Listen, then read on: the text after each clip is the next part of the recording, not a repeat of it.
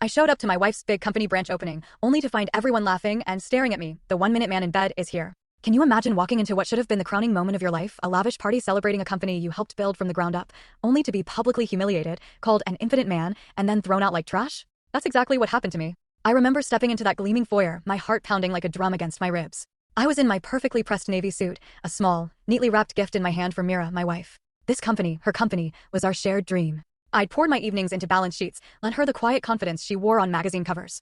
I wasn't on the guest list. I was meant to be the surprise, the silent partner who'd arranged proposals, secured investors, even negotiated the lease for this very space. Tonight was her moment, yes, but it was ours. The music in the hall sputtered and died the moment I crossed the threshold, as if every chord had been rewound. A hush swept over the crowd. And then, laughter exploded like shattering glass. My skin prickled. Someone, one of her new team members, I guessed, yelled, "Look who's here." The 1 minute man in bed. A roar of cruel delight followed. My gift slipped in my hand.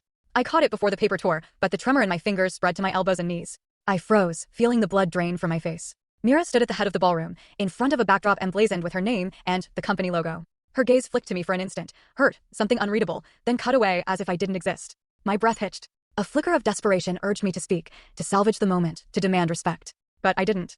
I watched her shoulders tighten, the way she held the microphone as though it were a shield.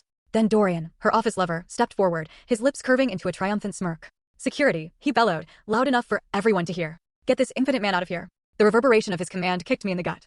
I felt the weight of every person's stare, 100 pairs of eyes like needles pinning me to the polished marble floor. In that instant, I understood how completely I had vanished from her world.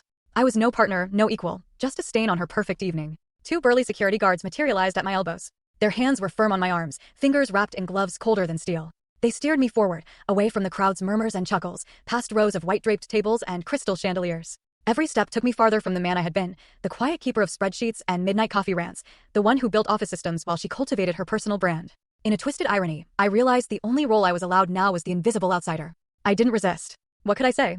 "I'm hurt. I love you." The words felt as hollow as the applause that greeted her speech once I'd been led away. I gave one backward glance at the throng of supporters and investors gathered under soft floodlights. Their expressions ranged from awkward embarrassment to gleeful satisfaction. Mira's face shone in the spotlight. Her eyes didn't meet mine. I wondered if she'd rehearsed this public disavowal with Dorian, plotted the timing so the announcement and the insult would land together like a hammer. Outside, the cool night air slapped me awake. On the steps of the venue, I paused, still in my suit and tie, the gift clutched as tightly as a lifeline.